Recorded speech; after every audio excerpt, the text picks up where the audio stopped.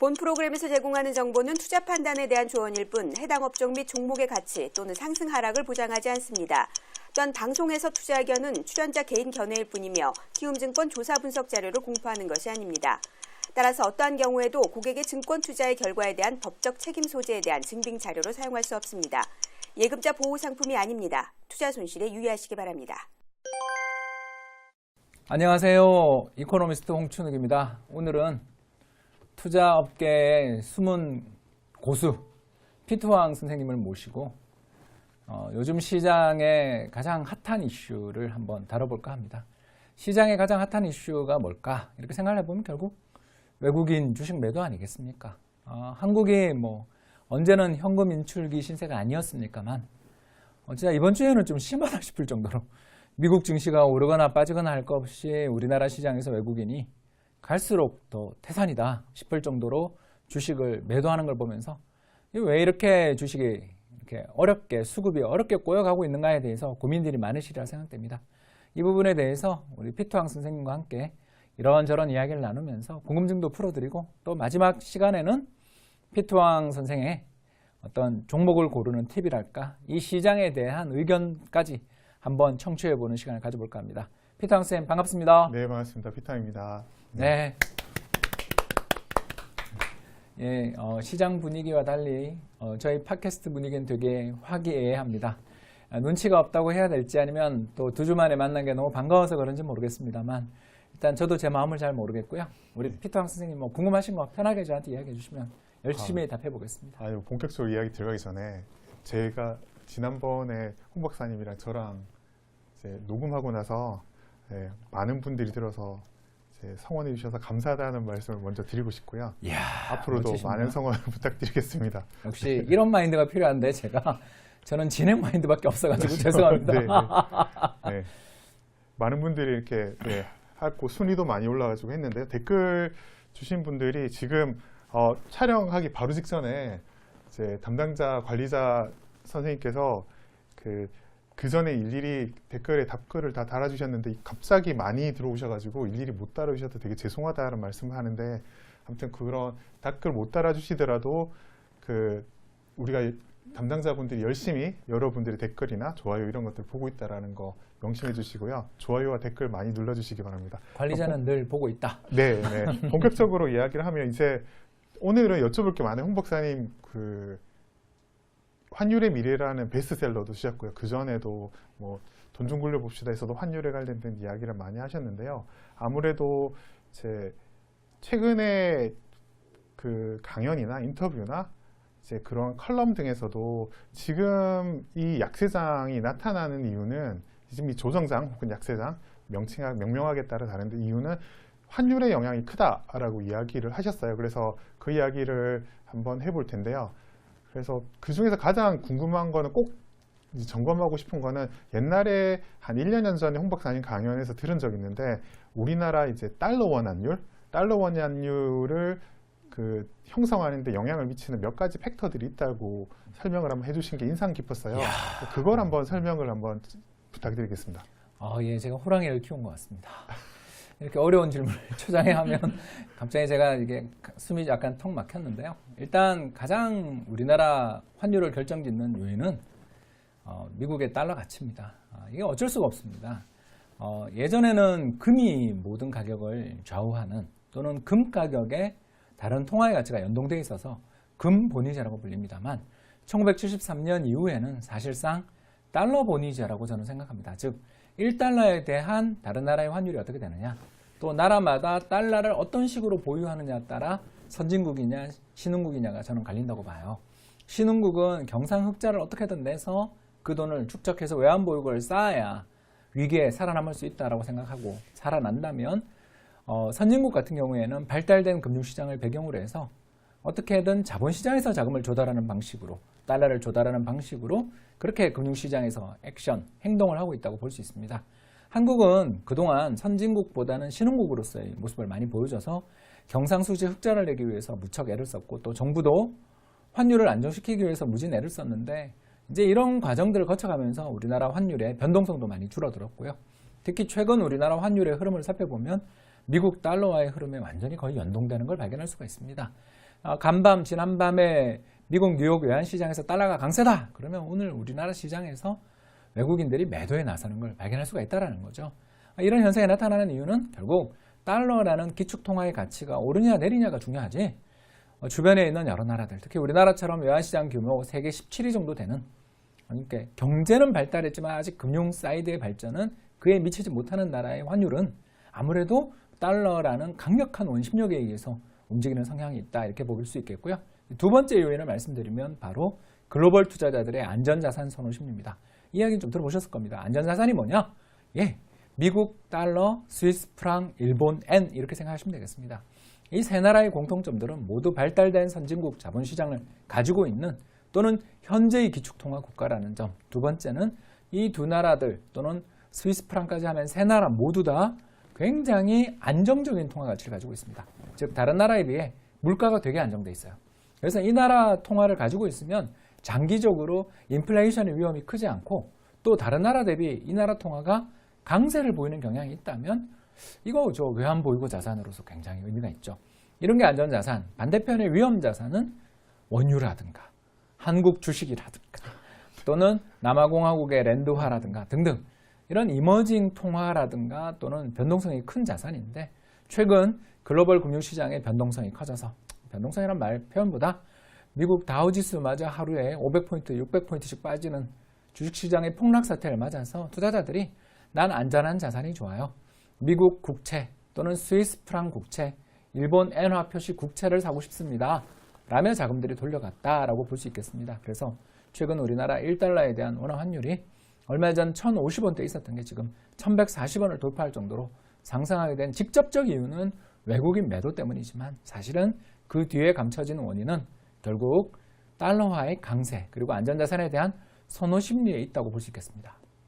네, 답변 감사드립니다. 그러니까 방금 설명해 주신 두 가지는 전에 이제 1년 전에 강연을 들었고 그 내용을 기억하고 있으니까, 여러분들은 그 1시간여 동안 1년 전에 홍 박사님이 강연에서 하신 내용을 지금 한 5분, 10분 사이에 브리핑을 받는 이게 좀 소중한 시간이라고 생각합니다. 그 이외에도 보면 방금 아까 말씀하신 두 가지 요건은 우리나라 꼭 이제 달러원 환율뿐만 아니라 그런 그 소프트 커런시라고 하는 그런 통화들이 겪는 공통적인 특징이고요. 그게 우리나라에서만 또 영향을, 그러니까 우리나라의 로컬한 이슈에 해당되는 것들은 그때 홍 박사님 설명해 주신 것 중에 뭐 인플레이션 격차라든지 아니면 경상수지 흑자 뭐 이런 로컬적인 이유가 있는데, 아마 그 두 개를 말씀하시지 않은 거는 지금 현재 중요한 이슈는 아닌 것 같다라고 생각하시는 거죠. 네. 경상수지 흑자가 너무 크게 나서 문제예요. 우리나라는 이게 1년에 1,000억 불 정도 흑자가 나는 나라가 이게 정상 아니죠. 우리나라가 전체 GDP가 한 1.5조 달러 정도 됩니다. 왜냐하면 1인당 국민소득 3만 불, 국민 5천만이니까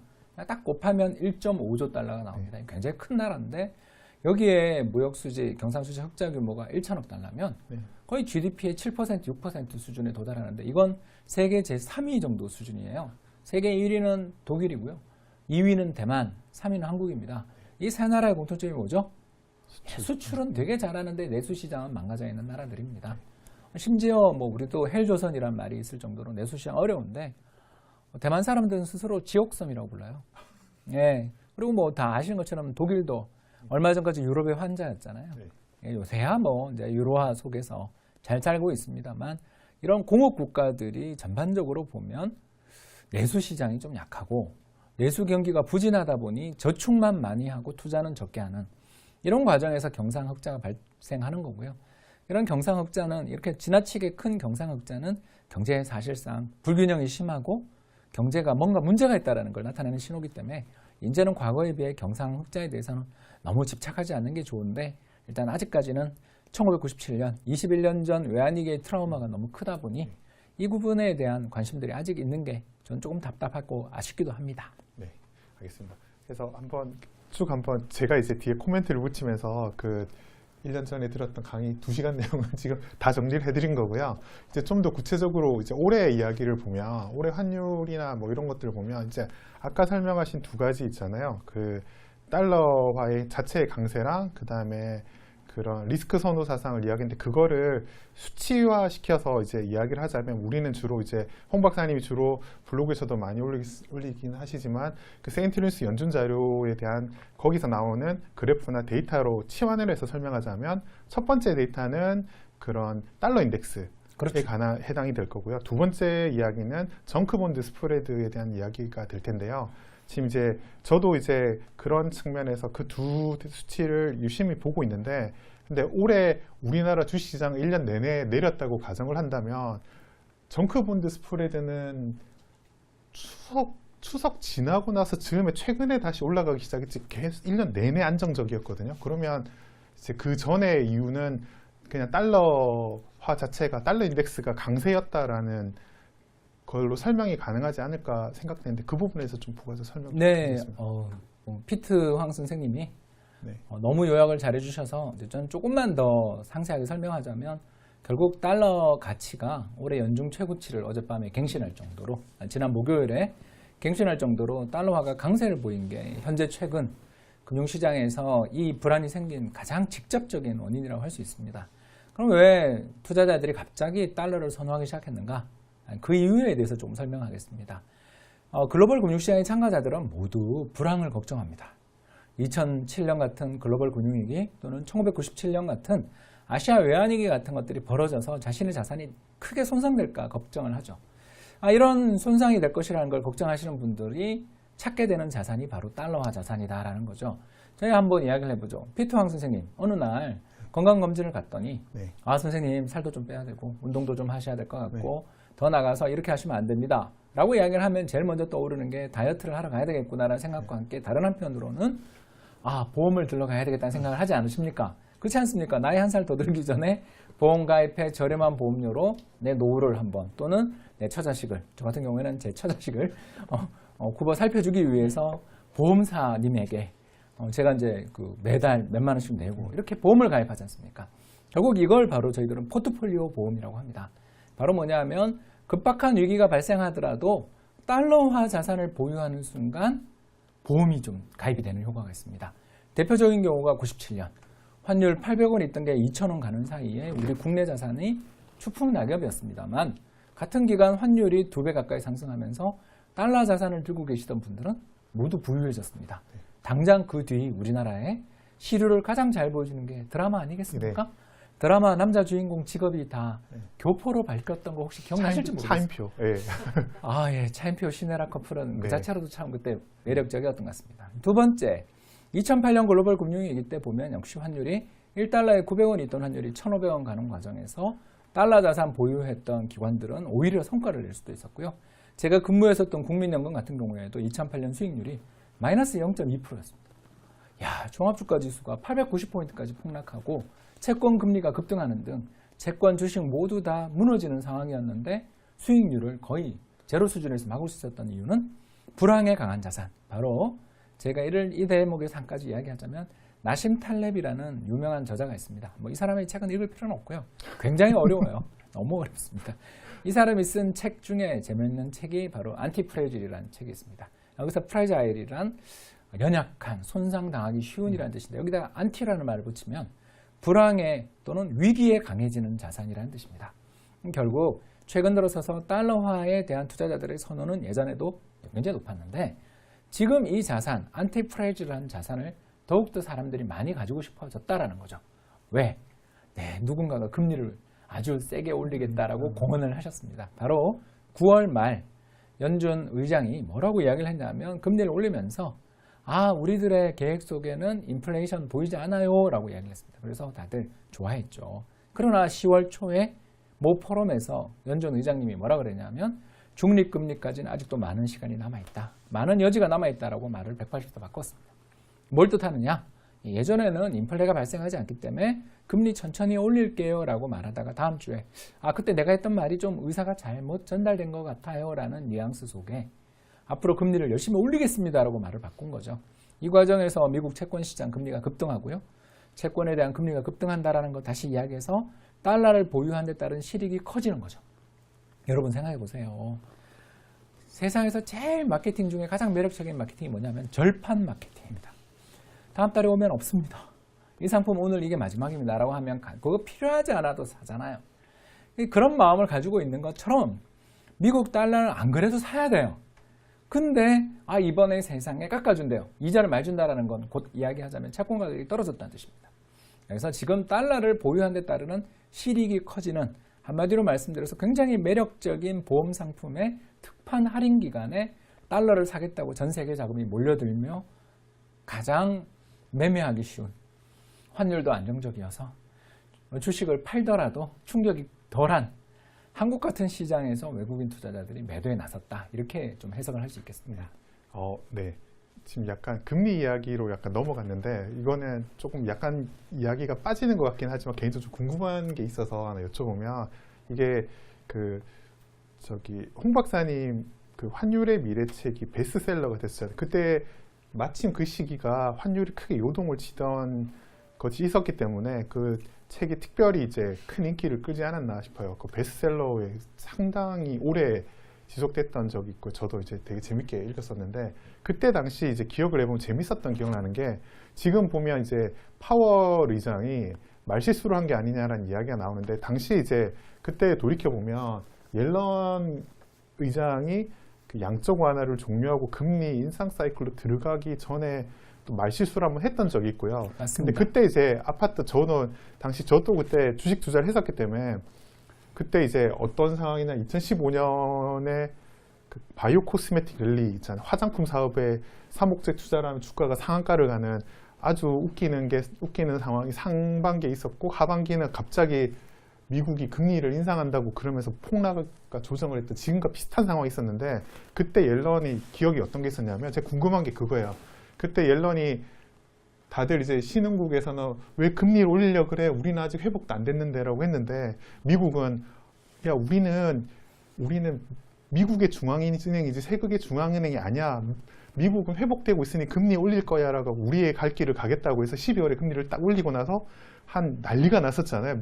뭐 위안화도 폭락하고 우리나라도 주식시장 급락하고 환율도 막 튀고 그랬는데, 1800포인트가 깨지고 그랬어요. 네, 그때 정말 정말 힘들었어요, 개인적으로.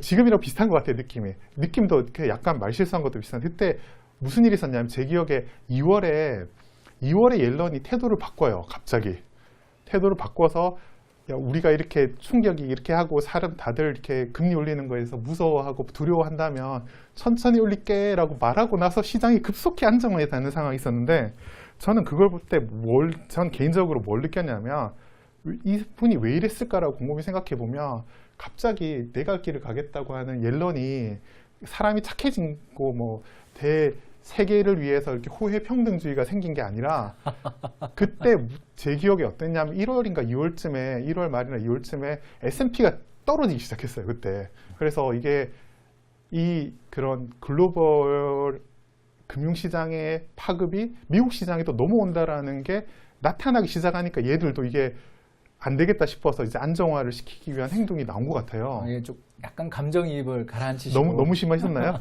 아니, 저는 그때 그 시간이 지나서 그런 적이 있었는데, 지금도 보면, 저는 이제 지금 금요일 녹음하는 게 금요일 장이 끝나고 주식시장 오늘도 폭락했어요. 그러면서 봤을 때 이제 좀 긍정적으로 해석하고 싶은 부분은 이런 게 있는 거예요. 그래서 미국 S&P도 이제 떨어지니까 좀 이제 미국이 좀 유화적인 제스처를 취할 때가 되지 않았나라는 상상을 과거와 비교해서 한번 해봤는데, 이게 좀 무리한 생각인지. 아니요, 저희 역시 동일합니다. 네. 실제로 그저께죠, 연준 부의장이 있습니다. 물론 예전 피셔 부의장님이 너무 영향력이 크셔서 새로 임명되신 부의장님 성함을 저도 지금도 기억 못할 정도로 존재감이 별로 없으신 분인데요. 이분이 경제의 생산성도 높고 해서 인플레이션 위험이 없습니다라고 덕담을 해주셨어요. 그러면서 미국 증시가 반등했죠. 이런 걸 생각해 보면 미 연준 내에서도 이제 의견들이 서로 엇갈리기 시작한 거라고 볼 수 있습니다. 연준 의장님의 일정의 리더십에 대해서는 다들 동의하기 때문에 파월 의장님이 잘못했어요라고 말하지는 못하는데, 왜냐하면 또 파월 의장님 이제 임기 시작이기 때문에 앞으로 5년을 봐야 되기 때문에 그렇게 함부로 쉽게 이야기할 수 없지 않습니까? 그런 상황에서 이 연준의 멤버들이 이제 말들을 좀 어떻게 이야기를 하기 시작했냐면, 인플레이션 압력도 크지 않고요, 금리 인상의 속도도 조절할 필요가 있고요, 이런 특히 매파라고 간주되던 분들조차 몇몇 분들조차 그렇게 이야기를 하는 걸 보면 미 연준이 태도 변화의 가능성은 높다. 그러나 그때 2016년 2월 국제유가가 20불까지 빠지던 그때 그 시기에 비하면 미국 입장에서는 주가 좀 흔들린 것 말고는 뭐가 문제냐라고 생각할 수도 있는 즉 옐런 의장이 이야기하셨던 것처럼 우리는 미국의 중앙은행이지 세계의 중앙은행이 아니다라는 표현이 지금은 어떻게 보면 파월 의장의 심중에 있는 게 아닌가라고 볼 수 있겠고요. 근데 저는 그 의견에 굉장히 반대하는 입장입니다. 왜 그러냐면요. 예전에는 금의 모든 자산의 가격이 움직이던 금본위제였어요. 그러나 지금은 달러, 1달러에 대해서 환율이 어떻게 움직이느냐에 따라 움직이는 사실상의 달러 본위제 세상이 왔습니다. 선진국은 자본시장에서의 투자 수익률 이런 걸로 달러를 유치하고 개발도상국들은 그게 잘 안 되고 어렵고 또는 신뢰를 얻지 못하니까 경상수지로 달러를 가지고 와서 경제를 운영하고 있는 결국 달러를 어디가 많이 가지고 있느냐가 이게 중요한 세상이 와 있는데 그 달러의 공급을 쥐고 계시는 분이 결국 이자율을 쥐고 계시는 분이 우리만 보겠다라고 말하는 것은 서로 연결되어 있는 복합적인 세상 글로벌 경제에 대해서 죄송하지만 아직은 연준 의장으로서 약간은 그 부분을 너무 애써 외면한 게 아닌가라고 볼 수 있겠고요. 글로벌 금융시장에서 이런 변동성들이 확대되는 것은 미국 기업들도 수출도 많이 하고요. 더 나가서 다른 나라에 돈도 많이 빌려주고 빌려오면서 사업을 하고 있는데 글로벌 금융시장의 변동성들이 커지면서 특히 달러로만 자금들이 몰리면서 달러의 가치가 상승해버리면 무슨 일이 생기냐 하면 바로 무역수지를 개선해 보겠다라는 대통령의 의중하고 정반대로 가게 되는 오히려 보면 무역수지를 더 악화시키는 결과를 가져올 수도 있고 더 나가서 최근 미국과 중국 간의 무역전쟁이 좀 점입가경이라고 할 수 있지 않습니까? 서로가 한 대 치면 카운터 펀치를 매기는 이런 상황이 진행 중인데 환율이 이렇게 요동치게 되면 중국 입장에서 달러에 대한 위안화 환율을 조정할 수 있는 어떻게 보면 여지가 명분이 생길 수도 있거든요. 그래서 예전에는 고정환율 시대에는 또는 달러가 아닌 금의 모든 통화가 고정되어 있던 시기에는 관세를 올리고 내리는 게 굉장히 무역수지에 영향을 줬다면 최근에는 관세를 올리고 내리는 게 무역수지에 별로 영향을 못 주는 게 환율로 조정하면 얼마든지 더 쉬운데 굳이 그 관세에 대응할 이유가 없거든요. 이렇게 되다 보니까 금융시장의 참가자 입장에서는 저런 지금 연준의 발언이 하루속히 좀 뒤집히기를 바라는 마음을 갖고 있지만 안타깝게도 일단 연준 의장님이 그것도 10월 2일 날 불과 2주 전, 3주 전에 이 말씀을 하셨기 때문에 이걸 금방 이렇게 뒤집기에는 그러면 리더십이 약화되잖아요. 그렇기 때문에 일단 시간이 좀 필요하지 않냐. 그래서 저희는 12월 FMC 그러니까 연방공개시장위원회가 1년에 8번 열리잖아요. 네. 그래서 거의 뭐 평균적으로 보면 한 6주마다 한 번씩 열린다고 보시면 되는데 6주마다 한 번씩 열리는 회의가 12월에 예정되어 있으니까 그때를 전후해서 달러의 어떤 가치에 대한 어떤 충격들이 좀 완화될 만한 이야기를 주지 않겠는가 그렇게 기대하고 있습니다. 네, 12월에는 금리 올릴 가능성이 아주 높긴 한데 뭐 앞으로 올리는 건 좀 봐가면서 하겠다 이런 코멘트 정도를 기대해 볼 만하다라고 이해하면 될까요? 예, 9월에도 그렇게 말씀하시고 뒤엎어서 그러니까 그 뒤가 더 중요해진 것 같아요. 이제 연준 의장이라는 막중한 책무를 쥐고 있는 분이 안타깝게도 이코노미스트 경력은 없으신 분이잖아요. 그리고 이제 경제학 학위도 없으신 분이고요. 그러다 보니까 아무래도 말들을 좀 쉽게 하려고 애를 쓰시는 대중과의 소통을 중요하게 하고 특히 의회와의 소통을 굉장히 중시하시는 분이니까 그 이전에 이제 의회와의 청문회 이런 것들도 일정이 있기 때문에 그 전에 얼마든지 바로잡을 기회는 있지만 일단 지금 당장만 놓고 본다면 연준 의장님의 말이 금방 바뀔 것 같지는 않아서 그 답답함이 지금 현재 주식시장에서의 수급 악화 또는 달러의 강세로 표현되는 부분도 있지 않나 생각됩니다. 이야기가 조금 그쪽으로 생김에 하나 더 이야기를 하자면 저는 뭐 그렇게 좋아하는 인물은 아니지만 트럼프 대통령에 대한 이야기를 안 할 수가 없는데 이렇게 하면 이제 쉽게 할 수 있는 질문은 분명히 지금 이 상황은 트럼프 대통령이 원하는 상황이 분명히 아닐 텐데 왜 이런 상황이 계속 벌어지고 있냐 혹시 음모가 있는 거 아니까 보통 이게 너무 상식적으로 이 사람이 원하지 않는 것인데 이렇게 벌어지면 음모가 있지 않느냐라고 반대로 생각할 수 있는 부분은 뭐 예를 들어서 위안화가 너무 이제 급하게 떨어지면 이제 그런 경제 금융 시스템이 중국 금융 시스템에서 혼란에 빠질 수 있기 때문에 그걸 노리는 건가 하는 반대 생각이 있긴 한데 그거는 아닌 것 같기도 하고요. 그래서 왜 트럼프와 이런 연준의 스탠스가 이렇게 반대로 가는 건가라는 고민이 있는데 홍 박사님 어떻게 생각하세요? 그게 이제 발달된 국가인 거죠. 저는 그렇게 생각합니다. 얼마 전 터키 문제들에 대해서 이슈가 됐던 적이 있었는데 7월 주식시장을 혼란에 한번 몰아넣었던 터키 사태를 보시면 터키 재무부 장관이 대통령 사위예요. 예. 그러니까 이런 국가들은 일사불란합니다. 그래서 대통령의 의중을 바로바로 받아서 잘하죠. 그러나 반대로 위에 분이 한번 잘못된 판단을 내린 거에 대한 시정이 불가능합니다. 그 권위에 대한 도전이 돼버리기 때문에. 그래서 이런 제도 시스템이 불황에는 확실히 일사불란한 게 좋고, 그러나 경제의 장기적 발전을 위해서는 한 사람의 개인적인 결정과 의사결정에 의지하기보다는 다원주의적인 의사결정을 하는 게 경제에는 더 도움이 된다. 그래서 민주주의 국가들이 대부분 보면 전쟁 초기에는 한 대, 죄송합니다, 두들겨 맞고 시작을 하는데 그 뒤에 보면 국력을 모은 다음에 굉장히 강하다라는 이야기들을 많이 하는 게 이런 이유가 아닐까 저희는 생각을 하고요. 이제 여기서 조금 더 나아가서 그렇다면 연준 의장에 있어서 정해져 있는 임기와 그리고 임기 내에서 그분을 해임할 수 있는 거는 세 가지밖에 없대요. 첫 번째, 비리를 저지르거나, 아주 두 번째는 심각한 어떤 그 무능력이라는 게 발각되거나, 마지막 세 번째는 앞에 했었던 말이랑 뒤에 했던 말들 사이에 있어서 이 불일치가 생길 정도로 이 업무 수행에 있어서 어떤 잘못된 판단들이 있다고 생각될 때, 그럴 때 교체할 수 있답니다. 그런데 문제가 연준 의장의 이런 파악, 판단이라는 것은 자신의 경제에 대한 전망을 의미하고 의견을 밝힌 것인데, 이걸 그 다음에 행위, 예를 들어서 비리라든가 무능력 이런 걸 가지고서 그 사람을 교체하기는 어려운 이제 독립성이 존재한다라는 거죠. 이런 독립성이 존재하는 가운데 특히 의회와의 관계에서 커뮤니케이션 하는 걸 보면 또 말씀을 되게 잘하시잖아요. 인자하십니다. 말씀은 굉장히 인자한 톤으로 뼈를 때리는 매파입니다. 네. 이런 매파인지는 몰랐고요. 저희들 다 속았죠. 이렇게 매파인지는 몰랐습니다.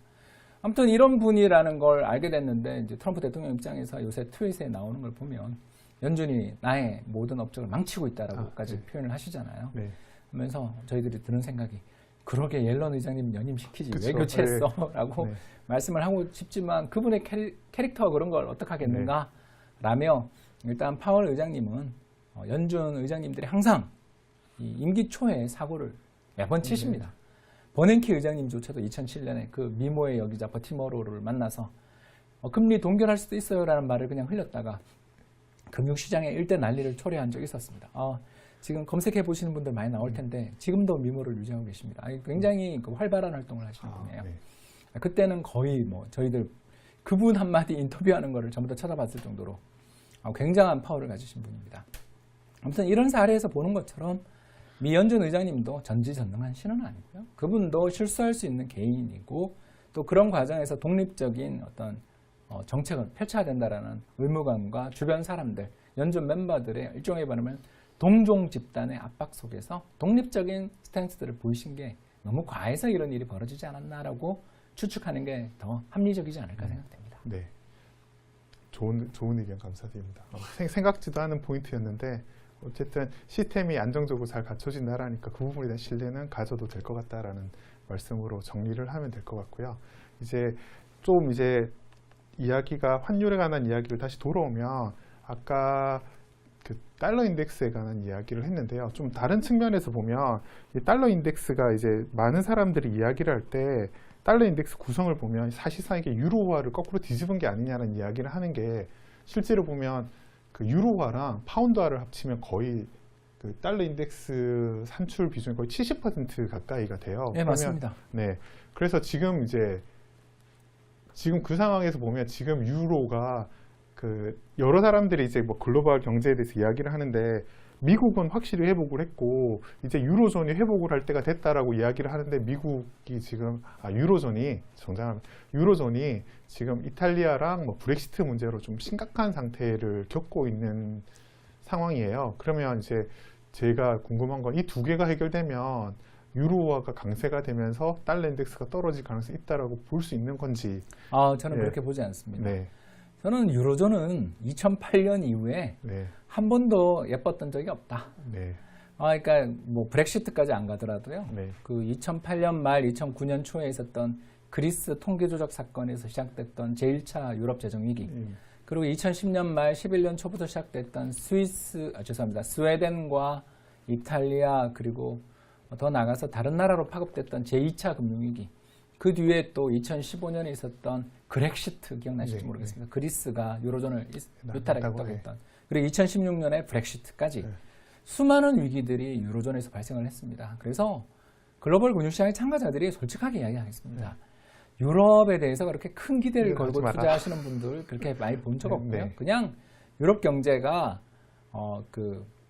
뭐라고 표현해야 될지 모르겠습니다만 바추카포라는 별명을 갖고 계시는 ECB 총재님이 양쪽 하나를 드라기 총재님이 양쪽 하나를 강하게 하는 바람에 정말 힘들게 봉합한 위기를 봉합한 그리고 경기가 좋아지면 문제들이 심각해지지 않고 봉합되는 더군다나 2015년과 16년 그렉시트와 브렉시트를 보면서 유로존 이탈이라는 게 그렇게 말처럼 쉬운 게 아니라는 걸 알게 된 속에서 결국 유로존을 이탈하지는 도저히 못하겠지만 그 안에서 내가 어떻게 협상을 잘해보겠다라며 정권을 잡은 입장에서 협상을 못하면 바로 정권을 잃어버릴 수도 있는 입장에서의 줄타기 정도로 봐야 되지 않냐라는 것입니다. 브렉시트가 노딜 브렉시트로 나가면서 하드 브렉시트가 된다 아니다 이에 대해서 정확한 평가가 누가 가능하겠습니까? 더 나가서 메이 총리가 어떤 리더십을 발휘할 것인가에 대해서도 아무도 모르는 거고요. 이런 불확실성이 있을 때 분명 그 통화는 약세 통화라는 것을 부인할 수는 없는데 그 전부터 약세였다라는 것도 잊어서는 안 된다라는 것이죠.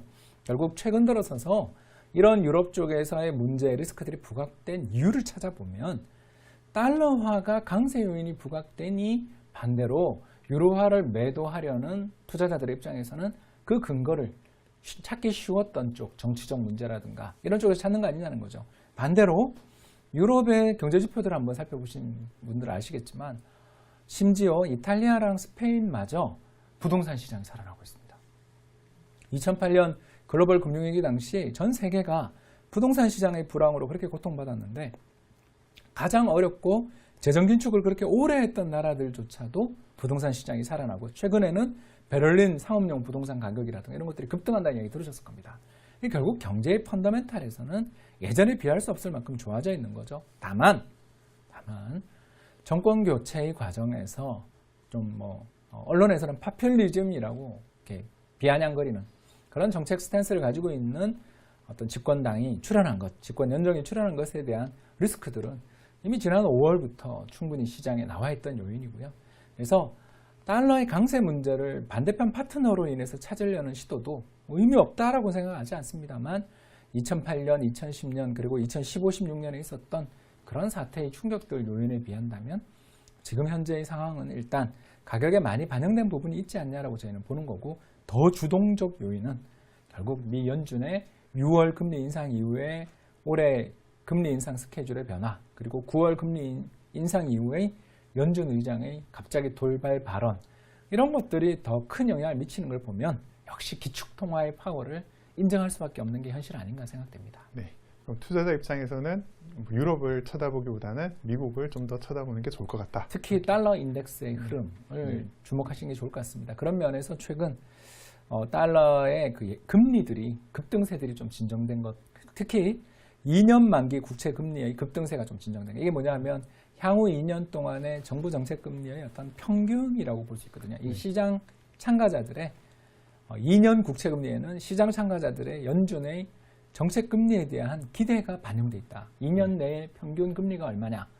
이걸 보여주는데 최근 2.83% 정도가 떨어져 있더라고요.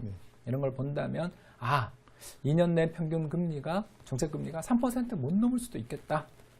그러니까 일시적으로 넘을 수 있더라도 못 넘을 수 있겠다라고 기대하는 투자자들이 늘었다라는 걸 보여주는 측면에서 긍정적이라고 봅니다만 아직 시장에 이 달러의 강세에 대한 불안 또는 금리 인상에 대한 불안이 완전히 해소됐다고 말하기는 어려운 여건이라 이 부분에 대한 관찰이 필요한 것 같습니다. 네, 이야기를 하다 보니까 쭉쭉 관련된 이야기를 하고 있는데 아마 들으시는 분들이 어느 정도 수준이 있어서 잘 따라오실 거라고 믿고 계속 이제 질문을 드릴 텐데 지금 보면 금리 관련된 이야기를 하는데요.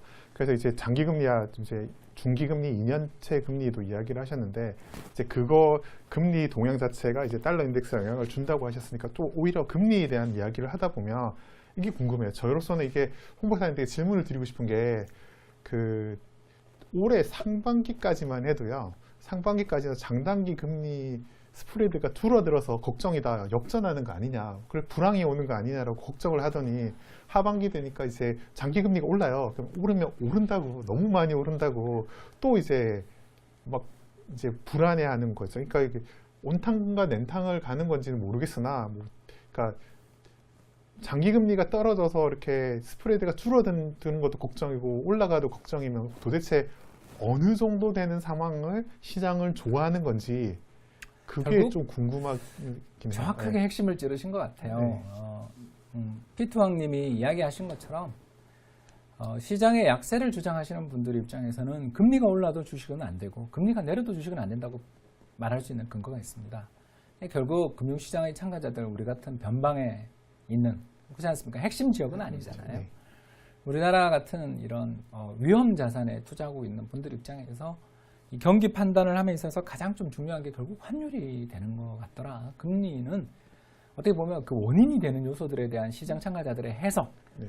또는 투표 비슷하다고 저는 생각해요. 그래서 저희 생각에는 일단 환율의 급등세들, 지금 최근에 1140원대까지 올라가 있는 환율이 좀 중요한 저항선이라고 생각되는 게 한 1130원대 정도인데, 요걸 뚫고 내려가는 그런 흐름들이 나타난다면 이건 상당히 좋은 신호가 될 수 있겠다. 그리고 두 번째, 미국과 여러 나라들에 있어서의 정책 금리의 변화에 대해서 지금 투자자들의 관심이 굉장히 높은데, 10년 금리도 중요하지만 아까 말씀드린 것처럼 향후 정책 금리의 방향을 살피는데 2년 금리의 방향이 중요한데, 이게 최근에 되게 급등했다가 살짝 하락한 정도인데, 이 하락이 이어진다면 연준의 태도 변화를 저희보다 미국 사람들이 더 잘 알겠죠. 그들에게 한번 맡겨보자 정도로 한번 워치해보자, 이런 말씀을 드릴 수가 있을 것 같습니다. 아, 네. 그 환율에 관련돼서 평소에 궁금한 것들이 되게 많았는데 이것저것 나름대로 날카로운 질문을 드렸는데 홍 박사님께 상세하게 답변을 주셔서 아마 팟캐스트 들으시는 분들은 아주 만족하시지 않으셨을까 생각합니다. 예, 눈치 보지 말고 편안하게 이야기하세요. 네, 네. 네, 알겠습니다. 이제 그럼 이제 뭘 이야기를 할까요? 마지막으로 이제 피트 선생님의 시장에 대해서 한번, 이 투자의 고수시니까. 네, 지난번에 말씀드린 너무 부담스러운 과찬이십니다. 네, 그 무슨 이야기를 한번 할까요? 시장이 많이 빠졌는데 지난번에 뭐 제가 예상치 않게 질문을 주셔서 거의 낚이다시피 답변을 드려서 보통 때는 공개적으로 그런 표현을 잘 쓰지 않는데 이제 공개적으로 그런 말씀 드려서 참 부담스럽고 조심스럽긴 한데, 오늘 이번에 또 이제 2주 만에 팟캐스트 녹음을 하는데 또 폭락을 했어요. 저를 왜 이렇게 힘들 때만 저를 부르시는지는 잘 모르겠지만 제가 기댈 때가 피트 선생님밖에 없는 겁니다. 아닙니다. 하여튼 그래서 무슨 이야기를 제가 조금 드리면 좋을까 싶긴 한데, 어떤 이야기를 드려야 좀 그냥 단순한 위로나 뭐 그런 게 아니라 좀 그냥 피트 선생님이 어떻게 대응하고 계시는지를 좀 이야기해 주시는 것도 좋을 것 같아요.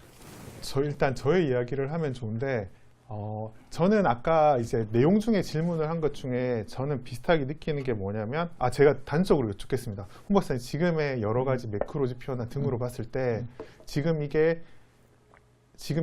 이런 시장 환경이 2008년 같은 금융위기로 갈 가능성이 한 몇 퍼센트, 현재 기준으로 한 몇 퍼센트 정도 된다고 보십니까? 저는 20% 미만이라고. 20%면 저도 만일 이제 저 의견을 받아들여서, 물론 저도 이제 그 의견에 동의한다는 뜻으로 지금 현재 지표로 봤을 때 별로 높지 않다는 상황 내에서 시장을 이걸 어떻게 이해를 하면 좋을까를 생각해 보면, 아까 홍 박사님께 질문한 내용 중에 나온 것처럼 2015년 말, 2016년 그 옐런이 2월에 이야기한 그 이전, 제가 아까 흥분했던 이유도 약간 그 느낌이 났기 때문인데요. 그때 상황이랑 되게 비슷했어요. 그래서 그 2015년 상반기에 바이오 코스메틱 랠리가 좀 심하게 있어가지고요. 그때 저는 배당주 투자를 하고 있었지만 바이오주를 투자하지 않고 화장품주를 투자하지 않으면 바보 취급을 당하던 시기였어요. 그때는 이제 전 책도 내기 전이었으니까 뭐 인지도도 없었던 상태라서 그냥 약간 그런 구석에서 이렇게 약간 이렇게 뭐라고 하지?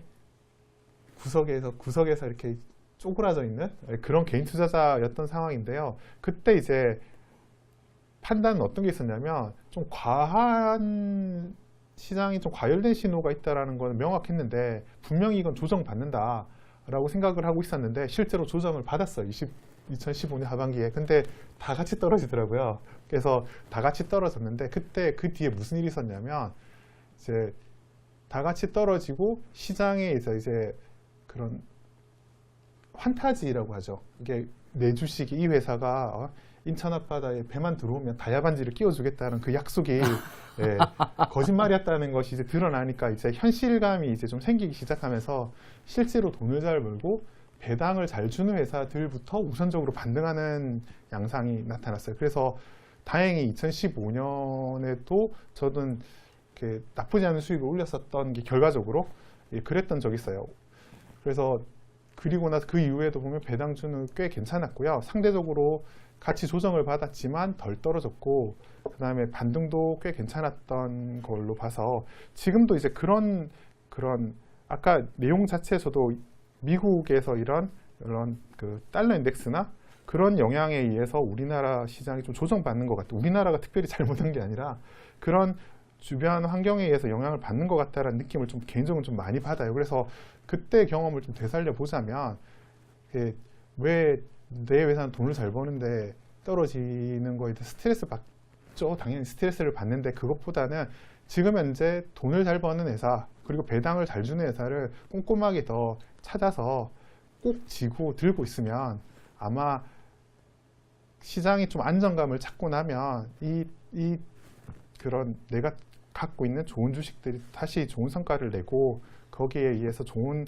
결과들이 앞으로 나지 않을까라는 그런 기대감을 사실 개인적으로 좀 가지고 있는데 그런 부분에서 좀 제 생각을 좀 공유를 하면 좀 지금의 폭락을 대하는데 좀 도움이 되지 않을까라는 생각을 간단하게 한번 해봅니다. 참 기본적으로 밸류 인베스터 예. 그러니까 기업이 예. 미래 이익 성장에 대해서는 우리가 참 알기 어렵다면 네. 내재 가치가 좋은 특히 현재 돈도 많고 네. 배당을 지급할 여력을 가지고 있는 기업이 좀 싸다 싶을 때 사서 고배당 주식이 될 때 사서 이걸 잘 인내심을 가지고 기다리다 보면 시장이 나의 생각을 알아줄 때가 올 것이다. 그런 쪽의 대응 전략을 가지고 계신 그런 스타일이라는 걸 금방 아실 수 있고요. 야, 피터항 선생님 이야기를 들으니까 그간의 노고가 가슴에 다가오는 듯합니다. 네, 좀 힘든 적이 많았습니다. 예, 2012, 13년부터 한국은 정말 성장주, 독주 장세였는데 그런 투자 마인드를 가지고 또 성취를 낸 것도 대단하고 또 그 성취를 내기 위해서 얼마나 많은 공부와 또 잠 못 드는 밤이 있지 않았을까 싶어서 뭐 약간 동정도 되고 네. 또 2016년 이렇게 돌이켜 생각해 보면 정말 그때 2000선 위에서 주가 폭락한 게 이렇게 커질 정도로 2016, 17년에 주가 상승을 꿈에도 꾸지 못하던 그런 시기 특히 저는 국민연금 그때 그만뒀는데 안정적인 직장을 버리고 증권회사로 온 게 잘못된 판단 아니었나 나 이러고도 이코노미스트 맞나 이런 고민했던 그날이 떠올라서 오늘 정말 특히 더 가슴에 다가왔던 것 같습니다. 누가 정답을 알겠습니까? 듣는 우리 팟캐스트를 듣는 모든 청취자분들이 다 마음속에 정답을 갖고 계시리라고 생각되고요. 오늘 저희들이 나눈 이야기가 여러분들의 투자 판단을 내리는데 조금이라도 도움이 되었으면 하는 마음을 가지고 방송 준비했다는 말씀 드리며 저랑 피터항님 이제 물러가도록 하겠습니다. 감사합니다. 감사합니다.